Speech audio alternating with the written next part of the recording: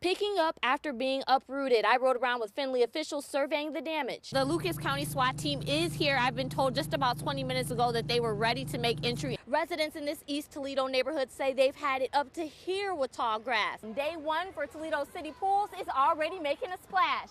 I'll tell you about it coming up. Some of the top things that I've seen this week are people breaking into homes by pushing in these.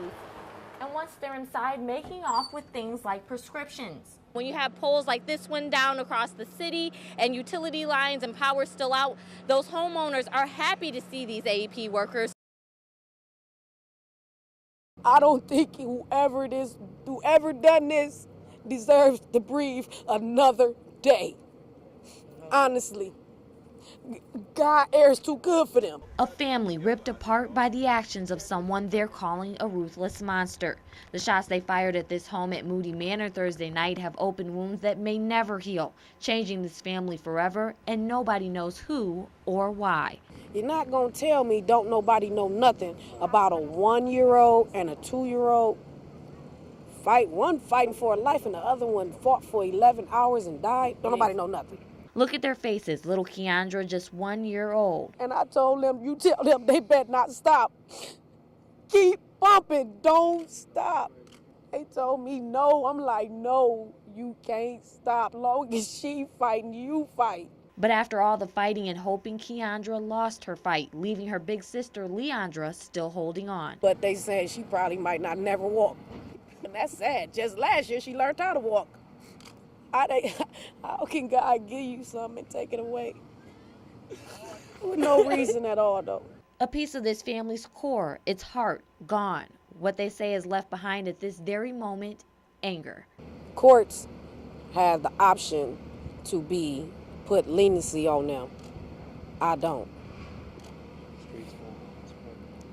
Neither will these streets. I don't have to. But what they say they do have to do is hold it together for little Leandra and seek justice for both of these baby girls. Oh, for sure. This is definitely going to get solved because, like I said, when they said time of death, 10 o'clock, that's when I came on the clock. In Toledo, I'm Nicole Collier. I think the streets are going to be safer. They need more police officers. All these shootings and people getting killed and robberies, we need more police officers. And that's exactly what the streets are getting. 40 men and women in blue ready to protect and serve just days after graduation. Chief Diggs has been on a mission to make communities in the Glass City safer by putting more eyes in the sky and more boots on the ground. It always makes me feel good that there are more police officers hired. Hopefully that means that they're on the street, because that's where I think they should be, especially with Toledo's history. Chief Diggs says the new officers bring the force's numbers up to 600, and he plans to continue to up that number by adding another police academy class of 50 to 60 officers in the fall. As these anxious and hopeful rookies rolled out for their first day on the job, they were on the minds of people they are protecting and serving. Anytime you're a police officer, you never know what's going to happen. When you pull over a vehicle, when you run into somebody robbing, their life's on the line every single day. So I wish the best for them. Each of these officers took an oath last week, put on their badge and gun at the start of their shift today, and started a new career. And neighbors say they don't take that for granted, and they want to offer one piece of advice. Anyone can make a difference in the community. You don't have to be a Superman. You don't have to wear a uniform. But to those new cops that are coming on, just do what is right. In Toledo, I'm Nicole Collier. Yeah, I just hate to think what would have happened if she wouldn't have seen this and stopped it. Becky Okinka says she is living next door to a hero. Around 7 in the morning, a teenage girl was walking through this neighborhood to get to school when a man police say looks like this drove up in a maroon or red-colored van with tinted back windows and tried to get her inside his vehicle. If it hadn't been for her, this girl would be gone now.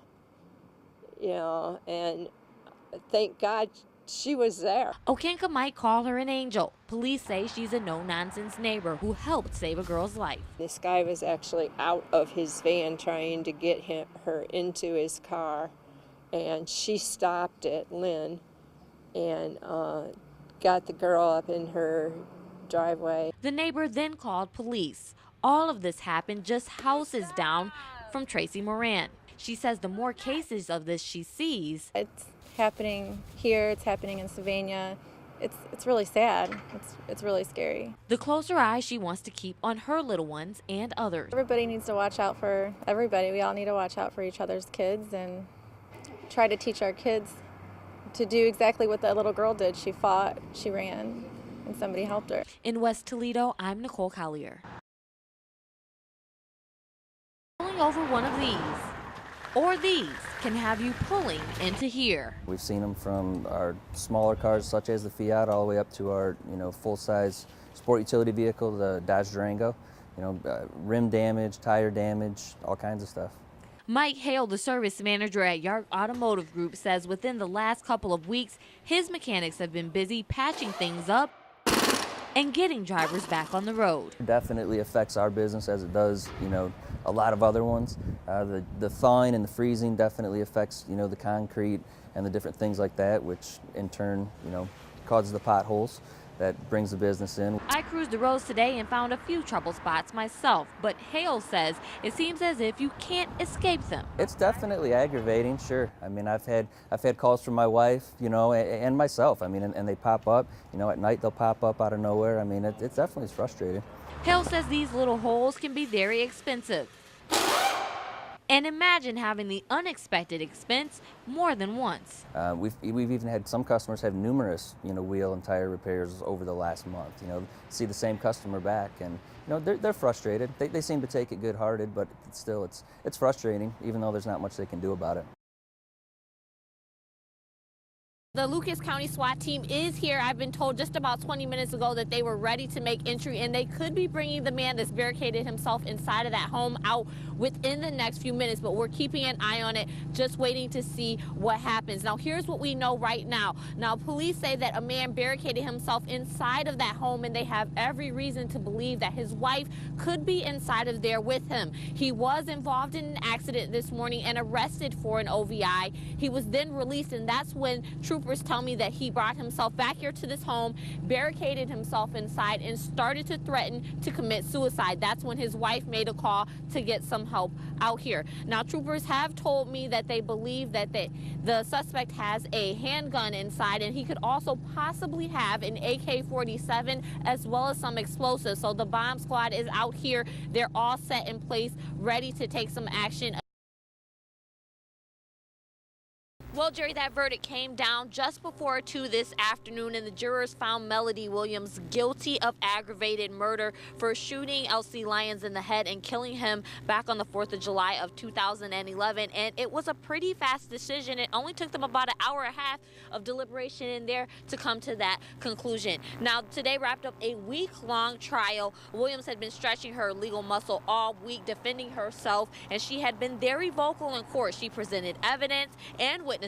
And today, during closing arguments, we saw her very emotional. Her voice was cracking as she told jurors that she isn't an attorney and hadn't really planned on doing this. She's a person who believed that she was innocent. But the jurors didn't buy it, and they gave her a guilty verdict, something that the family of Elsie Lyons has been waiting to hear for more than a year now. It's been very hard for my mother. It's been very hard since July 4th. 2011, and today I felt like maybe we can finally put some closure to it once and for all.